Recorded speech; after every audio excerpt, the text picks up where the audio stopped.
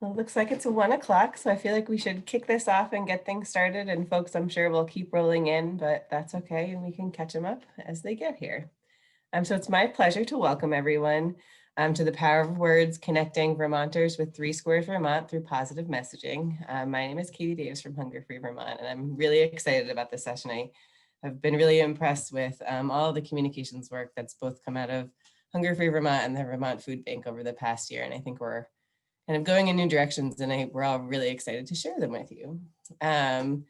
Before we begin, we're going to share a welcome message and a land acknowledgement from Hunger Free Vermont's Executive Director, Honora Horton.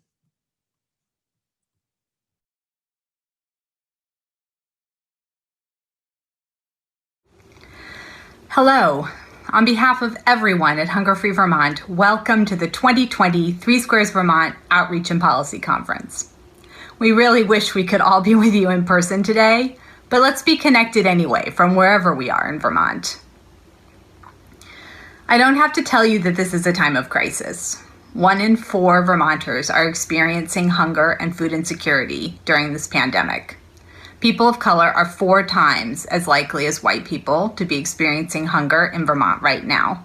Women are twice as likely to be experiencing hunger as are men. And households with young children are also twice as likely to be experiencing hunger in Vermont right now than households without young children. We're all here today because we're committed to reducing the suffering and harm of hunger. We're looking ahead to what we know is going to be a really tough winter. And we know that when all the food box and restaurant meal programs have expired, 3Squares Vermont is the stable foundation of food security for so many people in our state. It is a true privilege to be engaged in this work with you. Know that Hunger Free Vermont is here to support you and to fight like hell to expand and protect and defend the federal nutrition programs that serve so many. Even though we're not all physically together in one place today, we are all on unceded land stewarded by the Abenaki peoples for thousands of years. Let's honor that truth by using what we learn here today to respectfully serve all the peoples of Vermont and to work to end not just hunger, but the systemic injustices that cause hunger. Thank you for the profound difference you make, and may you be well. Great, and now it is my privilege to turn it over to Sabina Parker from Hunger Free Vermont and Emily Cohen from the Vermont Foodbank. I'll be monitoring the chat, so you can feel free to throw questions in there, and I can let you guys know when there's things for you to respond to. Thanks so much, Katie, and welcome everyone. We're just going to start with a little bit more of an introduction and also give you all a chance to introduce yourselves before we plunge into the content of this session. So like Katie said, my name is Emily Cohen and I work at the Vermont Foodbank, and I've been a part of the 3Squares Vermont outreach team at the food bank for about 3 years. And I absolutely love this work. So delighted to be here as part of this conference today. And we thought for introduction, since this is inherently a conference about food, it would also be fun to share a food that's important to us. So my food is the lemon, because I'm from California and they grow everywhere. So thank you. I also want to just extend my gratitude for everyone being here today and for joining the session. My name is Sabina Parker. I'm the Program Communications Specialist at Hunger Free Vermont. So I manage a lot of our digital communications work, so our website and email and social media. And then I also do a lot of work around sort of how we are as an organization communicating hunger to the public. And that's really one of my favorite parts of my work. So I'm excited to be here today with all of you to talk a little bit more about some of the ways that we've been reframing the way we're thinking about and talking about hunger. Oh, and my favorite, or a food that's important to me, is tomatoes, because it's the first vegetable I've ever successfully grown. And I just love tomatoes. So we want to see who else is in the room now. So feel free to put in your name and the organization that you're coming from, and a food that's important to you, if you'd like, in the chat box. So we'll just get a chance to kind of watch those flow. And it looks like there's about 45 people here right now, which is very exciting. And while those are flowing in, I will just say a few more notes for orientation about this session. We're going to do our best to make it engaging as possible. We also want to acknowledge this is a learning process for us to be presenting virtually. So thank you for your patience if anything comes up. Like Katie said, feel free to use the chat box feature to put thoughts or questions throughout. Katie, we were thinking that we're going to try to reserve a time at the end for questions and answers. And so we might not go through them. We're going to try to go through the content and then do questions at the end, but please feel free to put them in there as they come up for you. And we will be reviewing them as we go. Let's see what else. Yeah, just want to also mention that we live in such a world of multitasking right now. And so maybe consider giving yourself this next hour to just focus on this one thing and being really present in the session. At the same time, we acknowledge that some of you might be navigating childcare or other needs right now. So if you need to step away, we also understand, and please take care of your needs throughout this next hour or so. And just most importantly, thank you for sharing your time with us. We're really excited to do some learning together. So what are we going to talk about? So just looking at the agenda on the screen, we're wrapping up our introductions and welcome right now. Then we will talk about the current landscape of hunger in Vermont. We will go through what's really the meat of this session, which are these messaging frames that we're going to talk through. Then we will have some time to do breakout rooms and do some small group discussions to kind of practice what we are talking about and learning about. One of the last sections of this session, we will share a few examples from a recent social media 3Squares Vermont awareness campaign that both our organizations were engaged in. And then at the end, hopefully, we will have time for some questions and maybe even some group discussion, and we'll end with some closing reflections from everybody. So hopefully that sounds good. And let's see, I think so. I'm handing it over to Sabina for the next slide. All right, thank you for kicking us off, Emily. So I wanted to take a little bit of time to talk about the current moment. I think Honor's video did a really great job of kind of grounding us in that, but I wanted to expand a little bit further. So before the COVID-19 outbreak, we were seeing 1 in 10 Vermonters experiencing food insecurity or hunger. And after the outbreak, we've seen as many as 1 in 4 Vermonters experiencing hunger. So this level of hunger is higher now than at any point during the 2009 recession.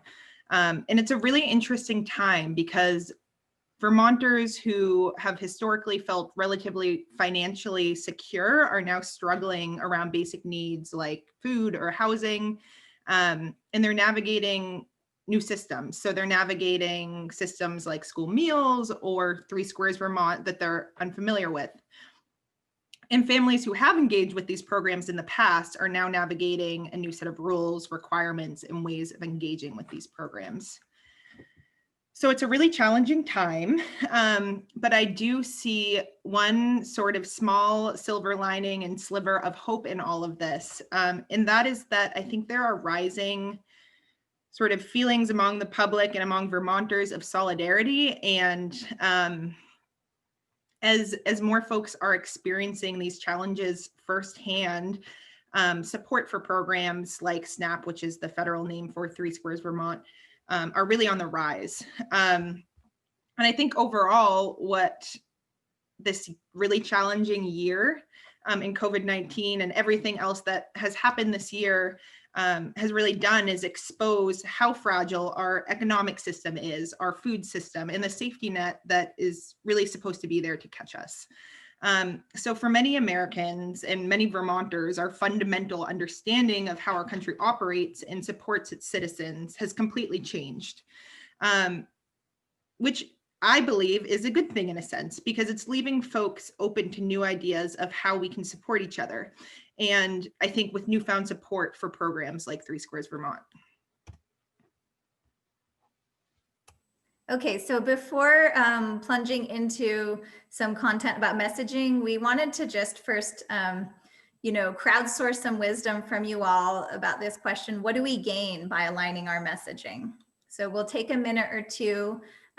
Feel free to share any thoughts in the chat box on that topic of what do we gain by aligning our messaging. And then as they roll in, we'll maybe read through a couple or fill in with our own thoughts, but we wanted to lead with your thoughts instead of ours.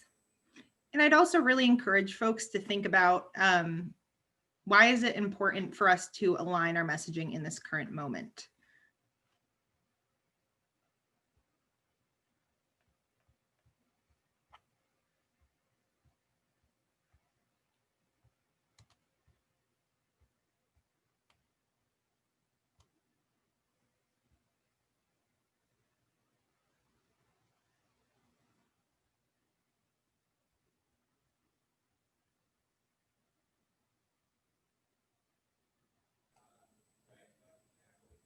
Thanks, everybody. Feel free to keep typing in. I might read through a couple or just scan for some themes that seem to be coming up.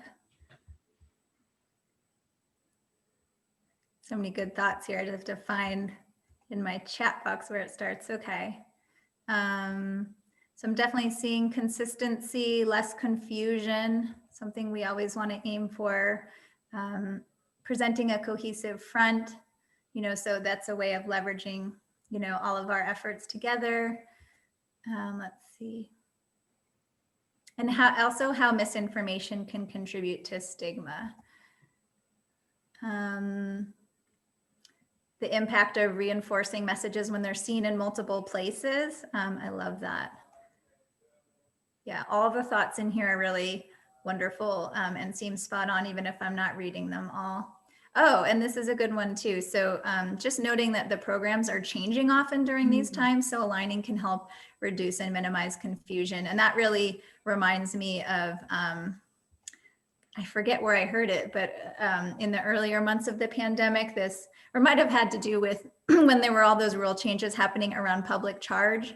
And one of the ways that 3Squares Vermont, how it would impact 3Squares Vermont, and this phrase of clarity is kindness. So the more we can do to make things clear for people, it's really an act of kindness. And it's just a good way of helping with all the messaging that can be floating around. Sabina, is there anything you want to add? Yeah, I mean, I think all of those kind of hit the nail on the head, and or what we were thinking of when we started to brainstorm around this presentation. So I think, we're all doing amazing work around the state, and we're all doing slightly different work. But as folks who work with 3Squares Vermont, I think when we're all framing the program similarly and kind of more generally framing what food insecurity looks like in Vermont in a similar way and really amplifying the same messages, the effort that we're all putting in individually can be more powerful collectively. Okay. Sorry, I'm still kind of struggling with the tech here, but so where are these frames from?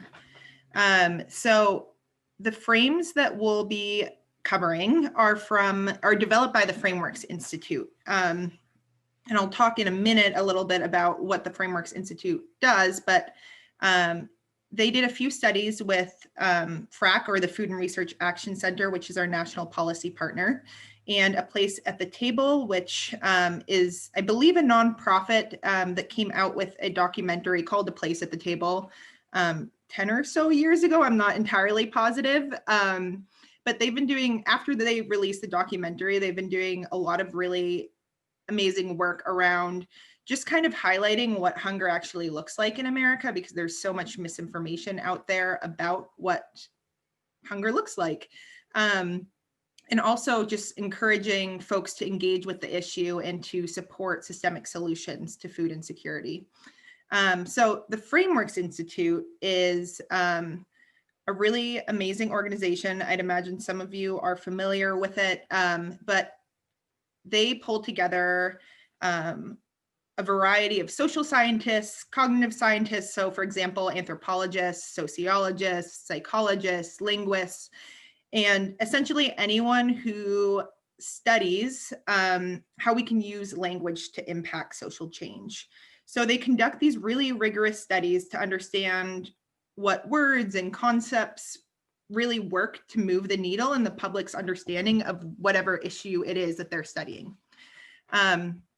So the frames that we'll be talking about are kind of adapted from these studies, adapted from other studies the Frameworks Institute has done to meet the needs of Hunger Free Vermont internally, but we've also been using these frames a lot in our campaign with the food bank that we'll be talking about later on.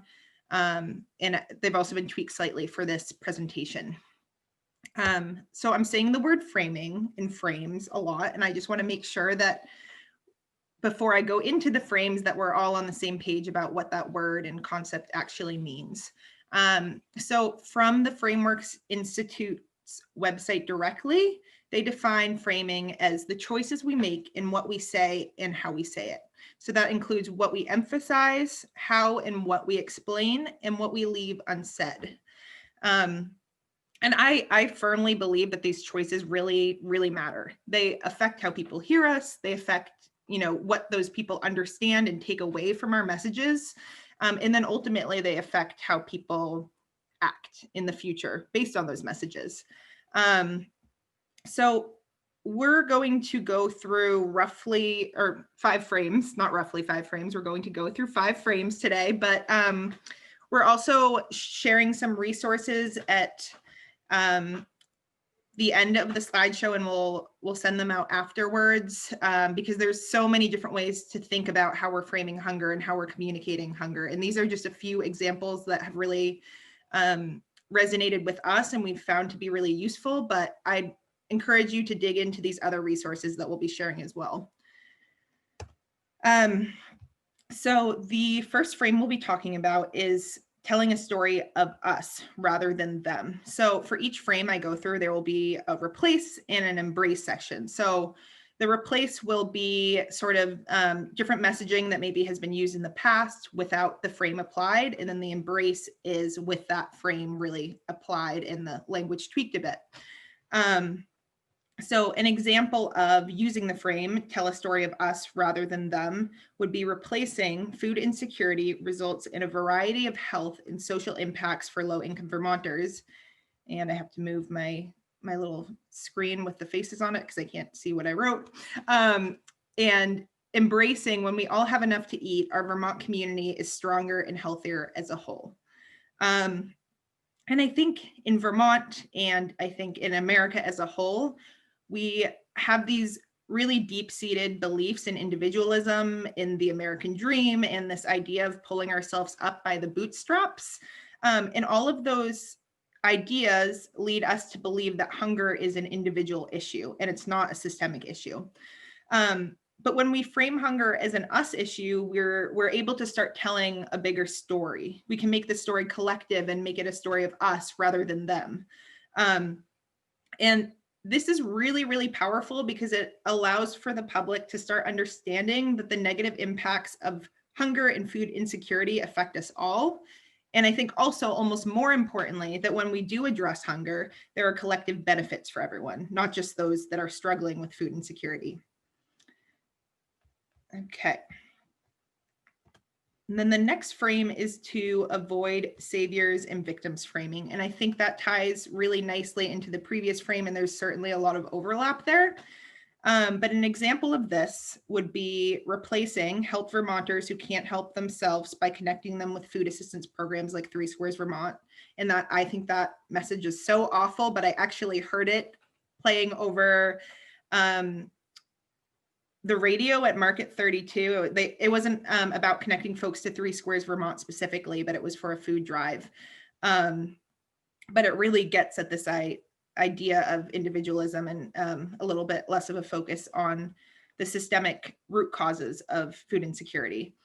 So we might want to replace language like that with, we all deserve a little help when we need it. And food assistance programs like 3SquaresVT can help us stretch our food budgets further.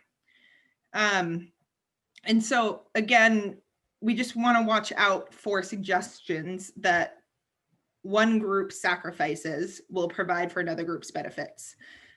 Because this really reinforces these boundaries and differences between groups that don't exist. And it allows people to identify with one group and think less about others. So again, it's making the issue about them, not us, and it avoids the frame we were previously talking about. Okay, so the next frame is to focus on outcomes, not process. And this one is so important, I think, when we're doing 3Squares Vermont work, and it's super challenging for Hunger Free Vermont. We stumble around this all the time and work really hard to incorporate this frame into our messaging, but it's challenging for a number of reasons.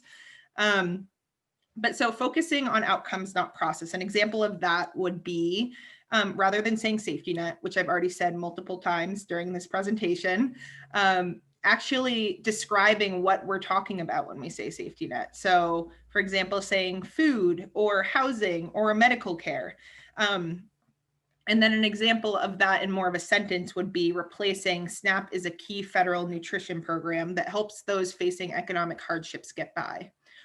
And replacing that with SNAP ensures that people struggling to make ends meet can feed their families. So I think as advocates, often we describe our desired solutions in terms of policy language and like very jargony language instead of the actual outcomes we're hoping for. And this just shields real people and humans and Vermonters from view in this conversation. So, you know, when we're calling folks eligible individuals or applicants, these labels are labels that no one applies to themselves, and no one applies these labels to anyone they love.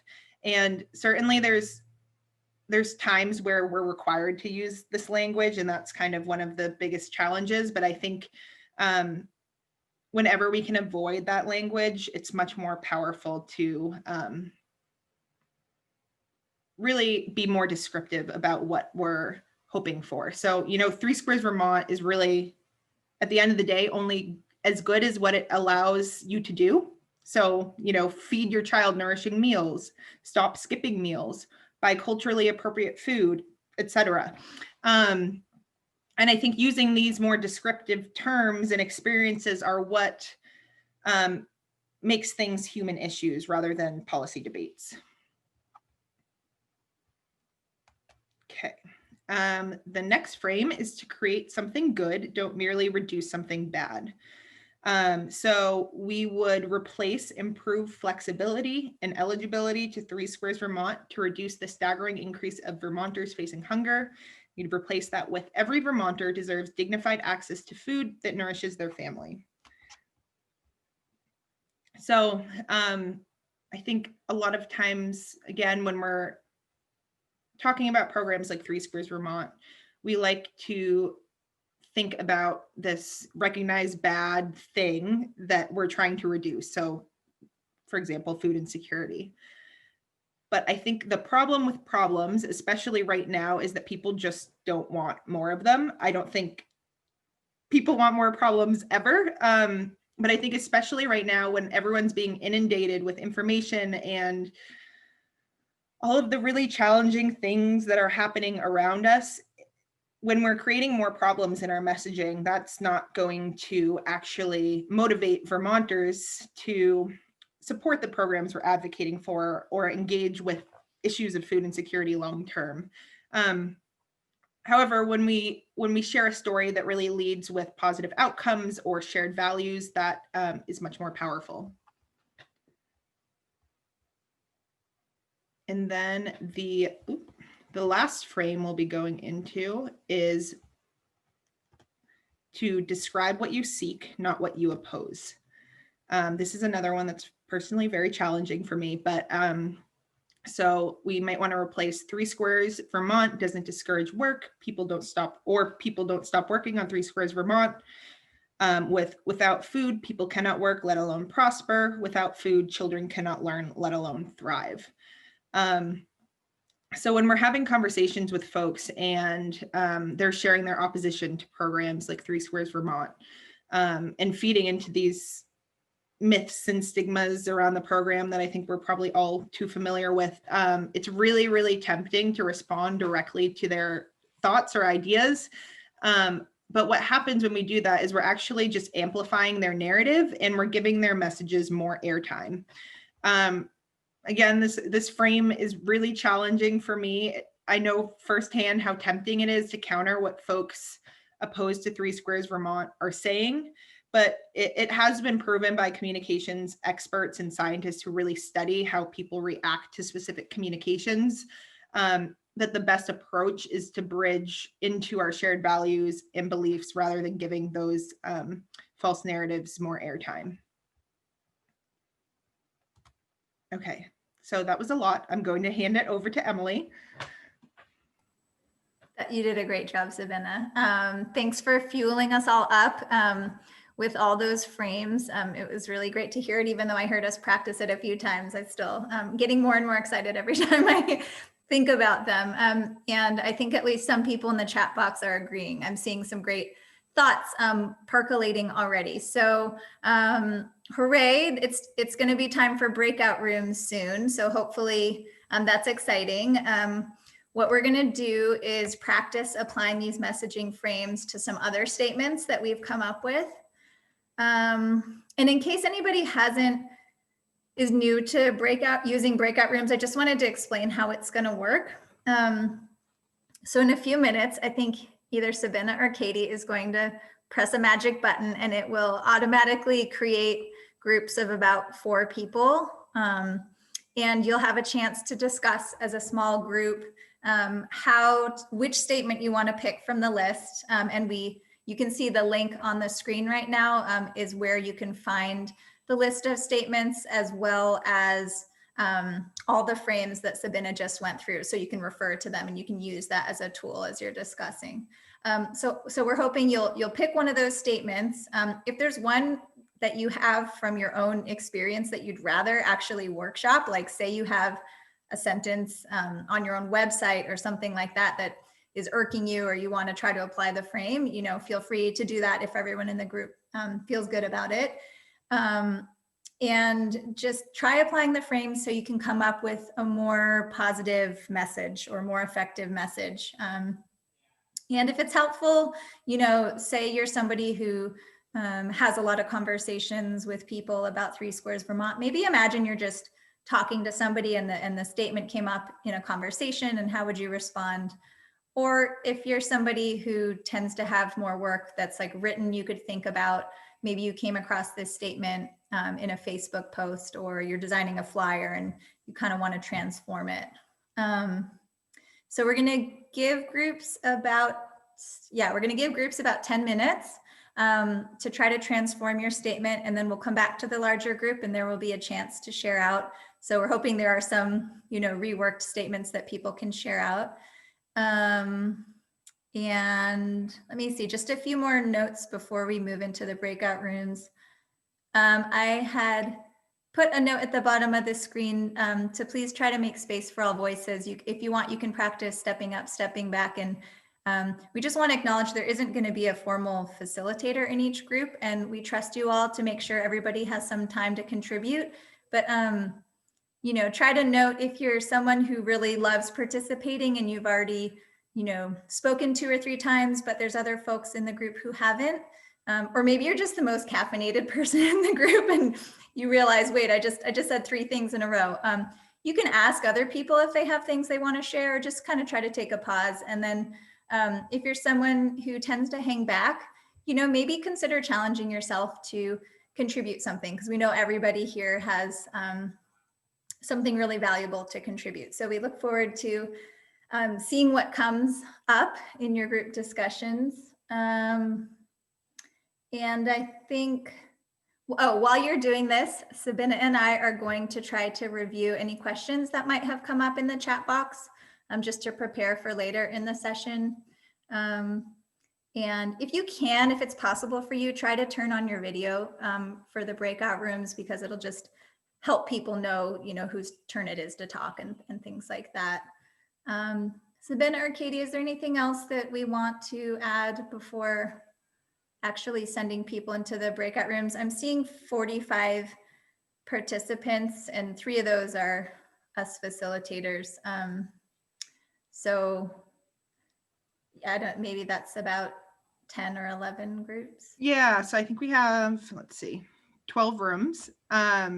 And I will send you all into the breakout rooms if you're ready for that, Emily. And I put a link in the chat to the message frames that Sabina shared previously in the presentation, so you could see them all there. So if you want to reference that at all during your conversation, you're more than welcome to. And if you send messages through the chat while you're in the group, if you have any questions, I will be able to see those. That sounds good. Should we pause and just see if anybody has any quick clarifying questions they want to throw into the chat box? Yeah, I think that makes a lot of sense. Did we throw the link that's on the slide into the chat box too? Sure. Oh, that's the same link that you sent, Katie. Oh, it is? Okay, perfect. Yes, I just shortened it for the slide. Okay, well, I don't see any questions coming up. So yeah, then let's go have some breakout group fun, and we'll see you all back in about 10 minutes.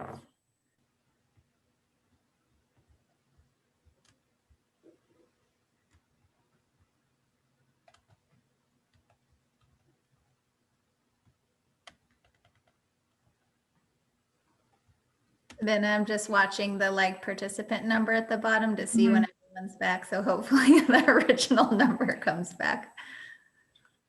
Yeah, I'm looking in the breakout rooms tab too and seeing if I can tell. I think people at most, oh, yeah, I think everyone's back. Here we go. Okay, they got booted. All right. Well, I hope those were productive breakout rooms. I wanted to quickly acknowledge Kristen's comment about how about everyone ensures everyone can feed their family so as to not put a spotlight on struggle. And that is really helpful. And I think, really useful feedback. And I think we should be framing it in that way. So thank you. And we didn't see any questions come up beforehand, but please feel free as we continue to go through this session to drop any questions into the chat box, and we'll try to answer them all at the end. So Sabina and I were just debating if 10 minutes was enough or not. And it's always hard to know with the breakout rooms, but I'm guessing that a lot of people feel like they could have talked a lot more and had more time. So apologies if it felt that way, but I think it will just give us some time for a larger group discussion more towards the end too. So we're curious to see what came up, if you got to some reframe statements or, which way things went. So a couple options for the reframe statements. Yeah, totally. Maybe we needed more than 10 minutes to actually work on reframing. If you did come up with something, feel free to type your new sentence into the chat box, or if you prefer to unmute yourself and read a sentence, that works too. And maybe I'll just pause for a minute or two so people can either type something in or unmute themselves. And if nobody came up with a sentence, then we'll just move on to, to the part 2 of this question, which is giving some airtime for other learnings, other topics that came up, other questions that may have arisen in your conversations. But first, let's see if there were any statements.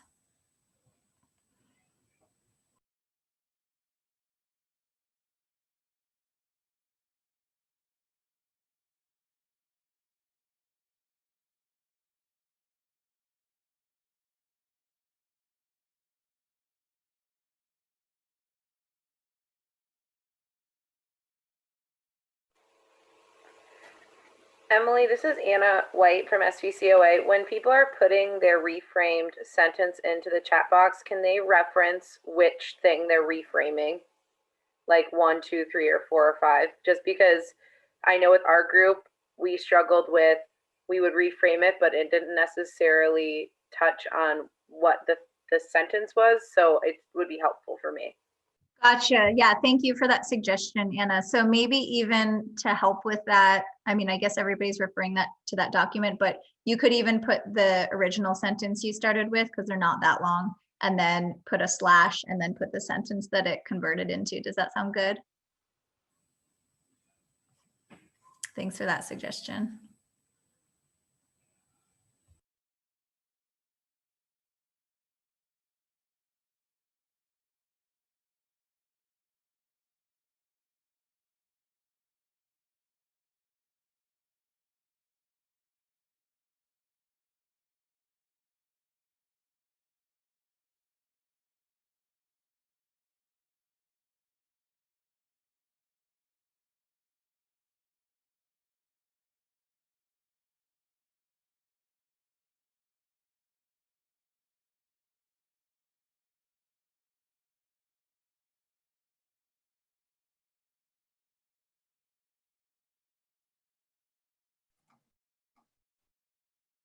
Hi, Emily. Do you mind if I speak up real quick? Yeah, go for it, Sarah. Thanks. So we were talking about question number 4, which we all kind of struggled with. We were trying to, and what I came up with, which was what I thought we were talking about, is 3 Squares Vermont can ensure your family is getting the nutrition that you need. And we didn't finish the final sentence, but someone in the group made a really interesting question would you actually feel comfortable saying this out loud to another human being who is struggling and needs some help? And I mean, I thought that was a really good lens to look at this sort of thing.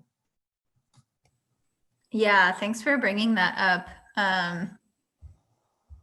Sabina or others, do you have any thoughts on that? So I guess, Sarah, you're kind of raising the question of sometimes in applying the frame, you come up with a sentence that might be kind of awkward to actually say to somebody, or it might not fit into a conversation that you're having. Yeah, It may look really good on paper, but not necessarily in a person-to-person context. Yeah, I hear that. I think that's a really, really important point to bring up. I like to think of these frames as general guidelines and not hard and fast rules. So, when you're writing a press release versus having a conversation with a friend or talking to a client, all of those situations are going to require to use language in a different way. So I think that these frames can be really useful tools in thinking about that. But of course, the outcome of using this frame is going to have to be a little bit different based on the context that you're sharing this idea in. Yeah, and I would just add, especially from sort of the in-person conversation, or it doesn't even need to be in person, even if it's like a Facebook post that you're responding to, not in real time. I personally feel like our goal here often is just to listen to the person and see what they're bringing up. So, I wouldn't want to recommend using these phrases if it seems to, diminish what the person is saying or their truth. So thanks for raising that point, Sarah. I think that's a really important factor to kind of like try to weave into here and see how it can fit. Anyone else brave or feeling inspired to unmute themselves and either read their sentence or talk about any other questions that came up or learnings or things that are kind of pokey and not quite fitting yet? Hi, I'll speak up if you like. I had some problems seeing the question, so I'm not quite sure which question it was in terms of the numbers because I had difficulty with my computer. But it was the question of taking something away from other people. And that's a question I get a lot.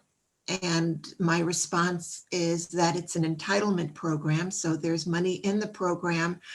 And if the money is not used, then that program may be cut, the benefits may be cut. And in doing that, the people who really need that benefit will be getting less. So that's another way to rephrase it and make it about other people and helping other people keep their benefit. Thanks, Crystal. Yeah, that's a really valid point. And I love that, I think one of the great things about this conference and the assembly of people we have right here is everybody is coming from slightly different experiences and has used techniques that work, with different populations and things like that. Yeah, so I love hearing the different ideas people have. I'm just scanning what's in the chat box and I kind of loving what's in there. I feel like maybe even, I'm wondering if even, well, maybe some of you have already looked at these frames and used them in other contexts, or else maybe it's something that's like a little bit, people have developed a little bit intuitively just in your work, in finding what works in talking with people and like what feels good to say to people versus like what doesn't feel good and the reactions people might give you when you say different things.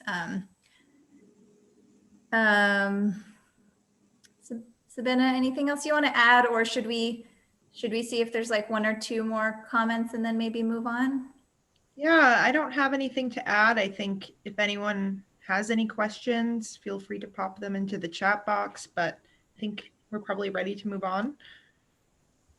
Cool. I'll just pause and see if there's anybody else that has something that they want to share at this point, either a question they want to raise or a learning from the breakout room, and we'll have time at the end to do another share.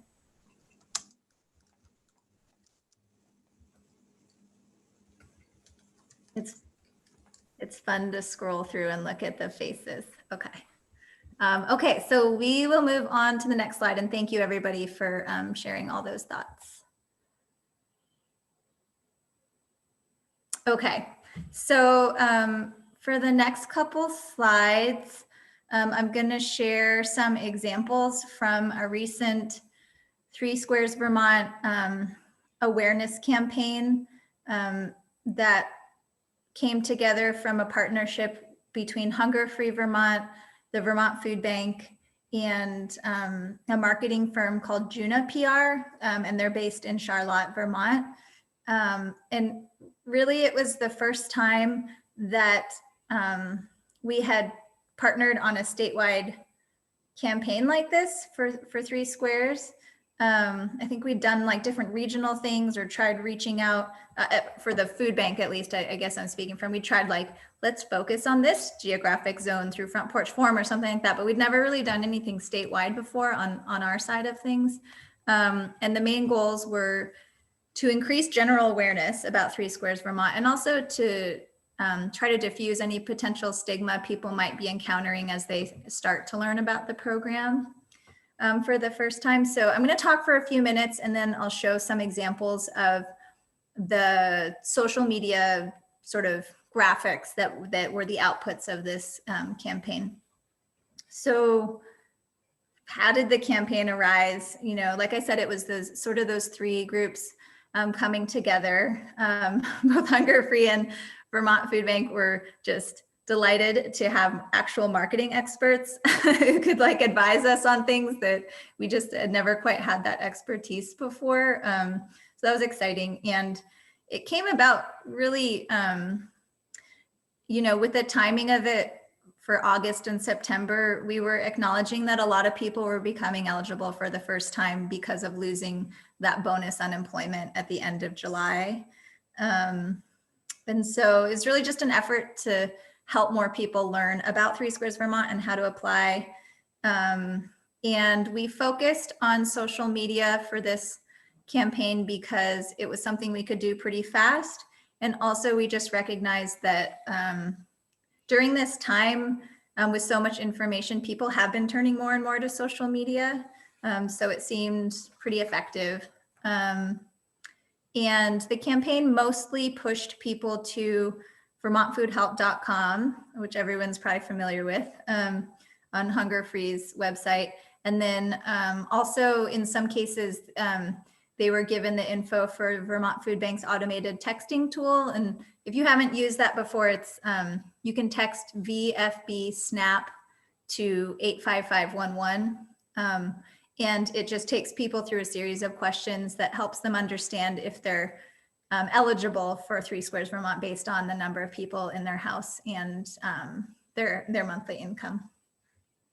So I think we have a meeting next week to fully analyze the results of this campaign. We were trying to do it this week and we're like, no, there's a conference, we can't. But we know that it was successful already because in one dimension, because we saw traffic on vermontfoodhelp.com double during this time period. And specifically it doubled for the web pages that people who are looking to apply for the program would look at. So we know a lot of service providers access, that web page too, but it was specifically the pages that you'd go to if you wanted to figure out how to apply. So that was really exciting to us.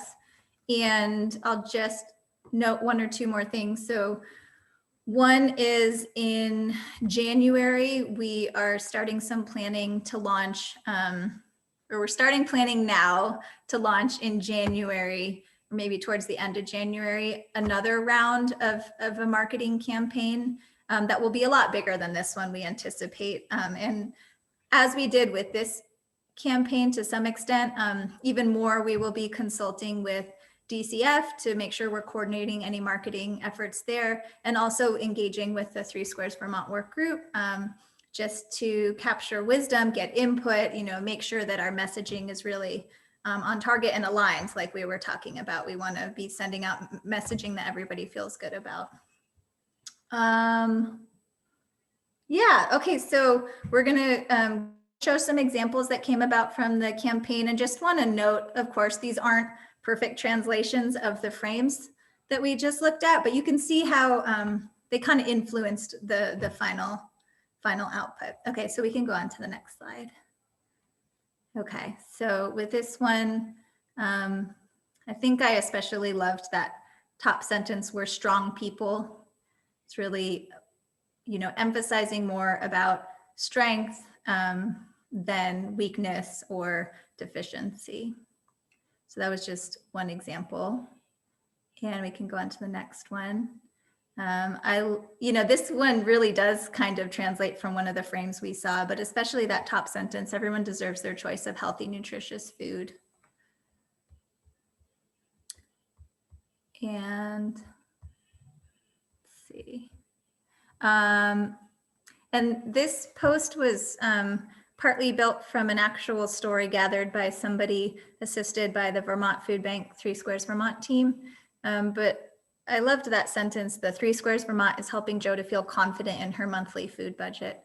So, positioning 3Squares Vermont as something that can help you feel confident rather than fixing something that's wrong. It's just kind of like improving your confidence in something.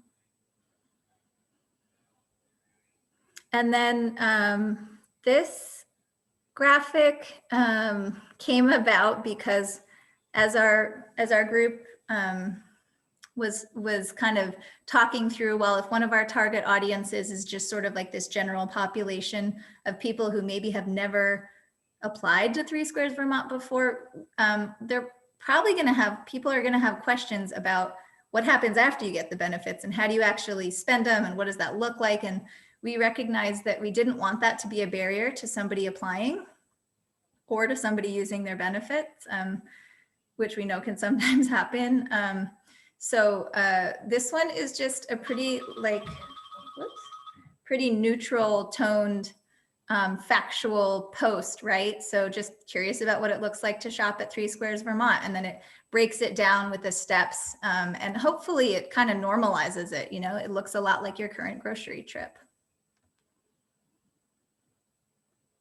And then these next two examples, these are the last two I have for here, are not from the campaign where we collaborated, but I was just kind of doing some prep for this presentation and looking through Hunger Free's posts on Facebook. And there were a couple that I just loved because of the positive messaging and the way they approached the information that they were trying to give out. So for this one, you can see especially the phrase at the end, "We're all in this together," something that we've, probably all heard somewhat throughout the pandemic, but it just has a really unifying message and kind of gets at what Sabina was talking about with one of the frames about it helps us understand how we're all in this together, and how, you know, addressing hunger can be a benefit to everybody and not just people who are experiencing the hunger. So that's why I pulled that one out. And then this last one, you know, I also pulled it out to highlight because I really liked how that top message, this fall, meals are available for kids through local schools, no matter where your child is learning.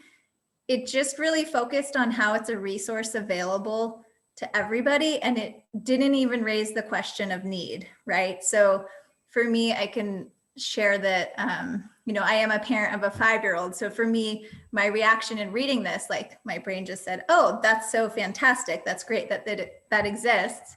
And I was actually able to compare it to some language that was sent out by our local school district, which was a little bit similar, you know, sort of promoting that this resource is there. But then there was a sentence that said, you know, this is not only for families in need. And it was interesting to note like how just reading that sentence kind of sent my brain in like a slightly different direction and like a whole different train of thoughts, and, you know, made me wonder like, oh, well, if I don't have as much need, should I not be accessing it even though they're telling me? And, you know, maybe entered in like a little bit of stigma or something like that. So I just wanted to share those two examples to, you know, circle back to that point Sabina talked about a little bit around like trying not to give airtime to ideas you are trying not to promote. And, you know, it's sort of also that earliest slide that talks about framing. You know, one of the things about framing is to also consider what's not being said. So I think this is an example of a really powerful use of not saying certain things can make your message stronger. Yeah, so, all right, I think we have arrived at more time for questions and group discussion.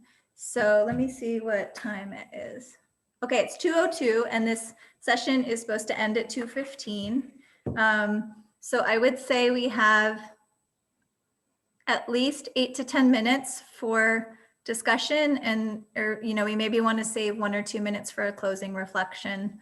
And then we have 1 or 2 slides after this where we'll just show you some of the resources that we drew from for this presentation. So I guess in terms of how we want to structure this, you know, if people feel most comfortable, if it's most comfortable for you just to unmute yourself and throw a question or a thought out into the group, feel free. You could also type into the chat box. So whatever works for people. It's just kind of like an open discussion time. And Sabina, I'm wondering, should we stay? I guess people can kind of still see each other by scrolling through. So maybe we don't need to stop screen sharing, but.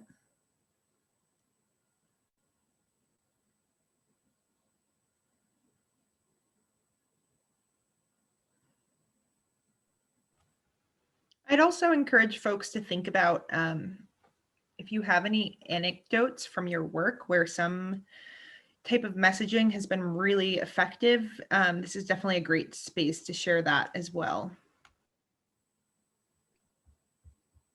Hi, this is Wendy from Senior Solutions.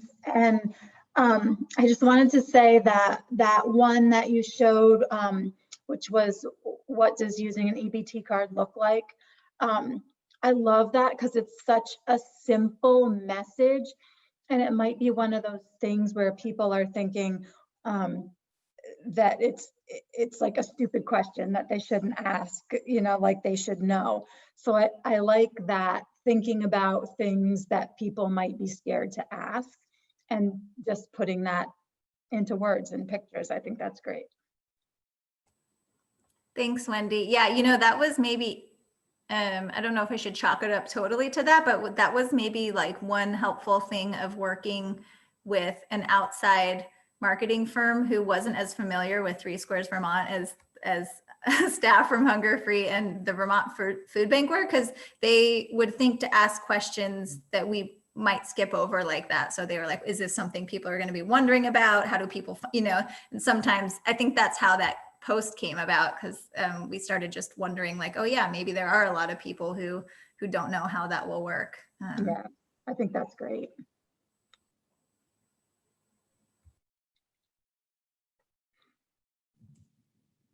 One of the places that comes to mind that it would be hard to bring some of this messaging in is in like grant writing and places where you have to create a story that I feel like historically lots of folks have kind of delved into the things that we don't want to do anymore, and how you transition to talking about things in that way, kind of in that forum too. Yeah, are there any grant writers in the group who want to speak to that? But yeah, it definitely, Katie, I feel like grant writing is fraught with all kinds of challenging messaging questions. Yeah, I feel like it could be grant writing, or it even could be, in the political sphere and trying to kind of make your story seem compelling. Having to use the frames in that regard is just a different set of challenges. Mm-hmm.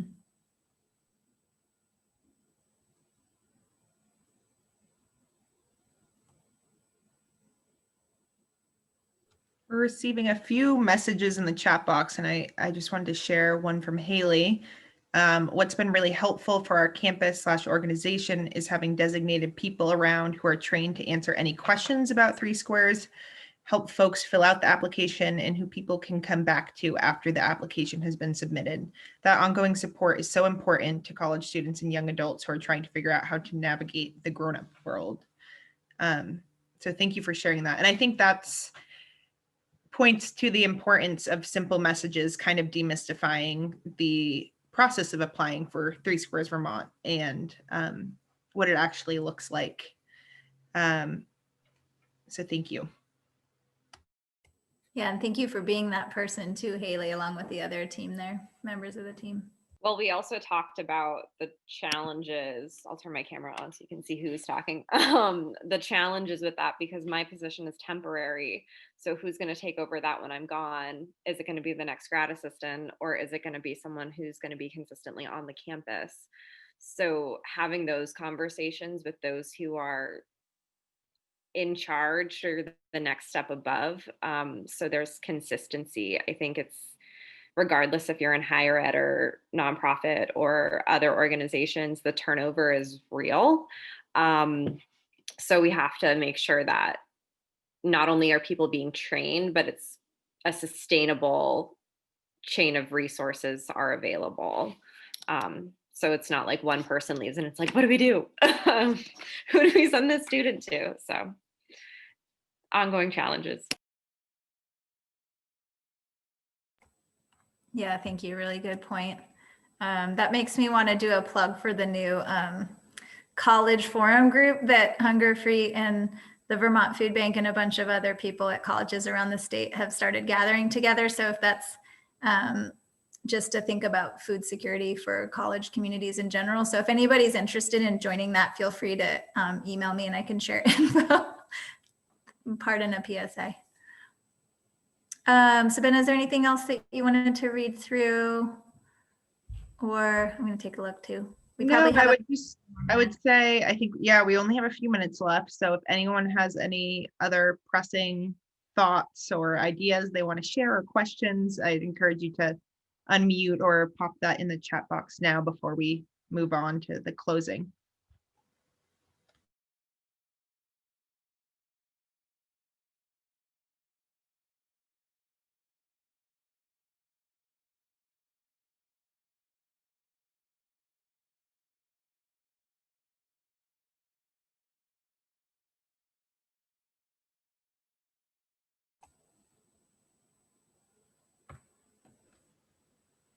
Okay, so I think we're ready to move on. Oh, I do see one more chat. Oh, okay. These are just kind of back and forth conversation in the chat, but we wanted to make sure that we left you all with a few resources. So we'll make sure to send this out afterwards. We just have the link to the Frameworks Institute website They have so many amazing resources. So I would really encourage folks just to dig through there. They have quite a few studies that aren't, specific to food insecurity, but I think a lot of their frames in general are just really powerful tools in the way we think about how we're using language. And then I've also linked more specifically to the study they did with FRAC, just so everyone has the ability to find that report. And then lastly, there is a link to the outreach materials that were created as part of the joint campaign with the Food Bank and Hunger Free Vermont and Juna PR. It's a Dropbox, so it's a little bit funky to navigate, but basically all of the files are available in there to download, and then there's suggested captions to go along with each image. Nice. And then just before we totally close out, Sabina, this is kind of self-interested as like a pseudo evaluation of how we did and what people got out of the presentation. But I'd love if people could just put, and it doesn't have to be long, it could just be a couple words, but what your main takeaway or takeaways, what you're taking away from this session today. And it's totally okay if it's like confusion or if it's a question or if it's something that was really inspiring. We'd just love to know. So if you could take just a minute or two to type that in the chat box, we would really appreciate that. And sorry, Sabina, if I cut you off. So maybe while people are typing that, were you going to share something else? I was not, but yeah, as folks are typing this, I just wanted to let everyone know that both Emily and I are available over email if anyone has any follow-ups or questions or ideas, or even if you have other resources around messaging that have been really useful to you, we'd love to hear about those. So our emails are right here.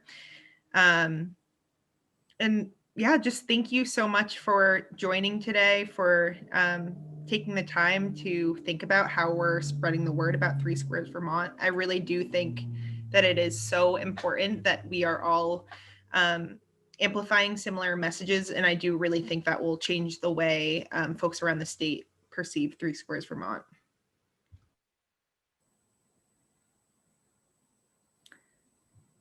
Yeah, thank you both. That was really wonderful. And we really appreciate everyone's time and attention. And we're going to be sending out both the slide decks and the recordings of the trainings to everyone who registered. So you can look forward to seeing those and you can share them with folks that maybe weren't able to attend today.